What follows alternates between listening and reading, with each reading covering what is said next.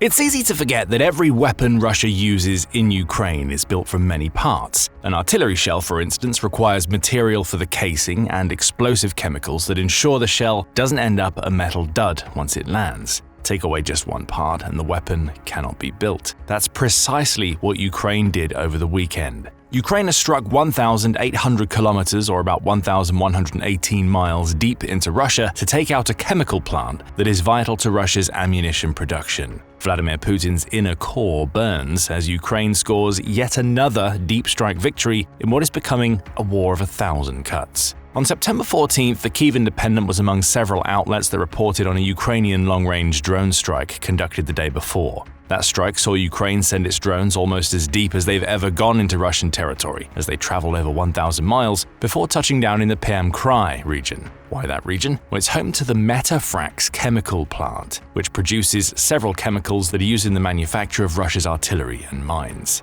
The attack took place at about 9:20 p.m. local time, the Kyiv Independent reports, and it saw Ukraine strike an industrial enterprise in the city of Gubaka that is now known to be the chemical plant in question. Beyond that, we don't know many other details. Interfax says that one of its sources in the main intelligence directorate of Ukraine's Ministry of Defense has confirmed that the strike took place. Specifically, the attack was conducted by the Unmanned Systems Forces of the Department of Active Operations, which is part of Ukraine's Ministry of Defense and is responsible for many of Ukraine's most important deep strikes. The source also confirmed that the Metafrax plant was targeted because of its chemical production, with its manufacture of explosives that included urea, methanol, and pentrite being what Ukraine wanted to cut off. There's also a video. However, the footage doesn't show the strike directly. Published by Euromaidan Press to its X profile, the footage appears to have been shot by a passenger in a car driving by the Metafrax chemical plant. The 42 seconds of video, which Euromaidan says was first published by Astra, shows smoke streaming into the air from the plant, though a large building prevents anybody from seeing the origin of the smoke. But the picture becomes clearer at about the 20-second mark. At that point, the amateur videographer zooms in on that very building to show that metal sheeting is hanging off the sides and there's a massive scorch mark above the damage. That doesn't happen by chance. Whatever the building is, it's absorbed a direct hit from something that's caused a lot of damage. Still, none of this is official confirmation, and outside of Interfax's source, there has been no official word from Ukraine on the strike, at least not yet. The Kyiv Independent also says that it hasn't been able to independently confirm that the strike hit the specific chemical plant that Ukraine was targeting, though the short video suggests that it will only be a matter of time before that confirmation comes. One thing we do know is that the Gubaka regional governor has at least confirmed that Ukraine attacked the region on September 13th. In a typically Russian response, Dmitry Makonin took to Telegram to attempt to downplay the strike while also encouraging residents of the region to stay calm and not panic. An enemy drone has just flown into one of the industrial enterprises of Gubaka, Makonin stated. This is interesting because it appears the regional governor is confirming that the drone penetrated Russia's air defenses, though he, of course, says nothing about what the drone struck or whether it struck anything at all. There are no casualties. The enterprise is operating normally. Emergency services are working on the site. There is no threat to the safety of residents. We ask you to remain calm and trust only official sources of information. The situation is under control, Makonin added. All of this seems pretty standard so far. However, Makonin's plea that anybody reading this statement listen only to official sources of information hints that Russia is attempting to control the narrative around this strike. And Makonin makes that abundantly clear with the final part of his Telegram statement. I appeal to all residents of the region. Refrain from publishing photos and videos of the UAV. By posting such information on social networks, you are helping the enemy, who has made yet another pathetic attempt to intimidate us. They will not succeed. Victory will be ours, Makonin concludes. The final chest pumping may be meant to inspire, but it's the part about not sharing videos to social media that Russia really wants to instill into its citizens. Videos of the plant would allow the world to see that Ukraine succeeded. Russia doesn't want that sort of information getting out. Narratives are much tougher to control when there is video evidence contradicting the official Russian line. The Kremlin is so keen to keep videos offline that it's even cleared the way for individual regions to start fining residents who post footage of drone strikes online. That's according to Medusa, which reported in June that the Kremlin officially considered a countrywide ban on publishing drone strike footage before it backed down in an effort to maintain a balance between information security and freedom. Translation, making the sharing of footage illegal would make Russia look even worse in the eyes of its enemies. Now, Medusa says, punishment is being adopted at the region-wide level, with 12 of Russia's regions now having fines in place. At the time of writing, only the regions of Tula and Kaluga have enforced their fines, with the latter having brought 42 misdemeanor cases to court over drone footage. Individuals caught sharing footage may have to pay up to 4,000 rubles, which is roughly equivalent to $48, though organizations that share footage have to pay a heftier fine of about $1,200. We don't know if such laws are in place in Perm Krai. However, the lack of footage, barring a single video showing that the Metafrax facility has clearly been damaged, suggests that Makonin's warnings are being heeded. Whether that's because the region's people want to support Russia or they don't want to be fined is up to the viewer. Still, it's pretty clear that a strike took place. Makonin has all but confirmed it, even if he won't offer any details. We have a video of the Metafrax facility smoldering and with clear damage to one of its buildings that looks like it was caused by a drone. And if Interfax is to be believed, sources inside Ukraine's Ministry of Defense are saying that the strike happened. The evidence seems pretty clear. Metafrax is burning. But why did Ukraine choose this facility for its latest long-range strike? The factory's status may have played a role in the decision. As Euromaidan Press highlights in its report on Ukraine's attack, Metafrax is one of Russia's largest private companies, having landed the 200th spot on a Forbes list of Russia's largest companies back in 2021. The Kyiv Independent adds that 2023 saw Metafrax Chemicals launch a new ammonia-urea melamine production facility at the Gubaka plant, which was responsible for producing 300,000 tons of ammonia during its first 8 months of operations. Plus, Metafrax Chemicals, which runs the facility, is important enough to Russia's war effort that it has been sanctioned by both the UK and Ukraine. So this plant was a scalp, a big one. Ukraine managed to hit it, even if the damage done isn't severe. It is enough to show that it's capable of claiming this scalp.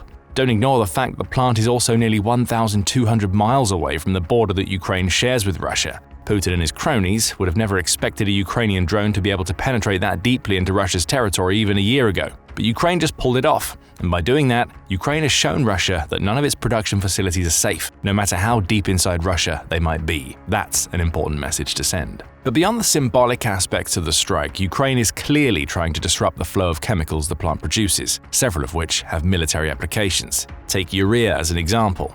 Urea on its own isn't necessarily a dangerous chemical. It's a fertilizer that's used in agriculture. However, when that fertilizer is mixed with nitric acid, it produces urea nitrate, which is a high explosive that has achieved some degree of infamy for its use in improvised explosive devices or IEDs, collective awareness to UXO reports. IEDs used in Iraq, Afghanistan, and Pakistan have all been found to contain this chemical compound, with urea nitrate also being a favorite among terrorists who need to make bombs out of immediately available chemicals. Because of its insensitivity and explosive stability, urea nitrate is predominantly used as the main charge in large IEDs, the outlet says. And Russia may have picked up on that potential. It doesn't use urea in the same way others do, meaning no urea nitrate. However, it does use the chemical to produce ammonia, which we mentioned earlier. According to Euromaidan Press, Russia uses ammonia to create ammonium nitrate, again using nitric acid, with the resulting compound being usable in artillery shells and mines. Do you remember our mention of how a weapon becomes useless when the parts needed to make it disappear? That's what Ukraine was shooting for with this strike. Taking out a plant that produces urea means cutting off Russia's supply of a chemical it needs to make mines and artillery shells. The fewer of both of these explosive munitions inside Ukraine, the more able Ukraine is to defend itself against Russia's assaults. Russia's military becomes weaker because it's not getting what it needs to hurt Ukraine.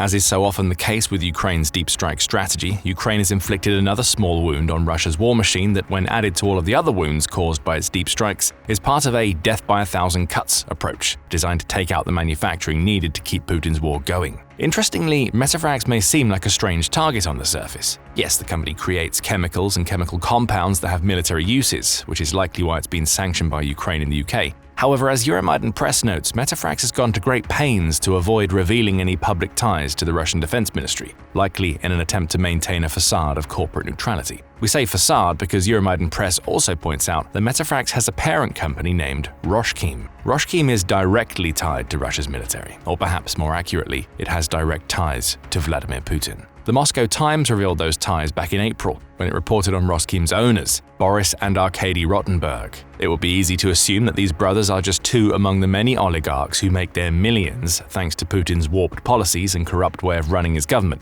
However, the Rottenbergs' ties with Putin stretch back further than most, with the Moscow Times revealing that the brothers are childhood friends of Russia's leader. The brothers have been busy during the Ukraine war. They have both architected and positioned themselves as the main beneficiaries of several Russian wartime asset seizures, the Moscow Times says, and they've placed their focus on acquiring as many chemical companies as they can over the past couple of years. What the brothers are doing is pretty big business. The Russian Prosecutor General's office has opened cases against more than 85 Russian businesses and returned 2.4 trillion rubles to the state since the full-scale invasion of Ukraine in 2022, the Moscow Times says, citing a report by the Financial Times. The Rotenbergs have made a very pretty penny from being so close to Putin as these asset seizures take place. Now, would you like to guess which former Forbes-listed country landed in Rotenberg's lap about a year ago? Metafrax, of course. In October 2024, Interfax reported that Roskheim won an auction announced by Russia's Federal Property Management Agency that granted the company a nearly 97% stake in Metafrax. That company had been transferred to state ownership in 2023, Interfax says, meaning the facility that Ukraine struck is a perfect example of the corrupt relationship between Putin and his childhood friends that has blossomed since Russia launched its invasion.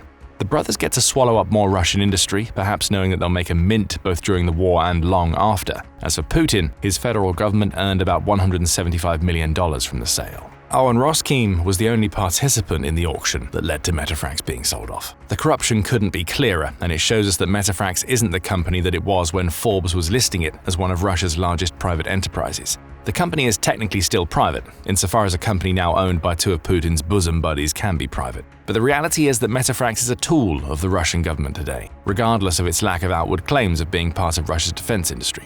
All of this information sheds new light on why Ukraine targeted Metafrax. Yes, the company already represented a major scalp thanks to its past reputation. Plus, the chemicals it produces are chemicals that Ukraine absolutely wants Russia to have less of, as we'll explain in more detail in a moment. However, the strike was personal. All of the information about the Rotenberg brothers, Putin, and the shady deals going on is publicly available, meaning it's almost guaranteed that Ukraine knows precisely who really operates the Metafrax plant. This was another message to Putin from Ukraine. We can't just strike deeper into Russia than you ever thought possible. We can strike at your core by hitting the businesses that you're essentially gifting to your friends in return for a few backhanders. While the Metafrax strike grabbed all of the headlines on September 13th, it wasn't the only target that Ukraine hit.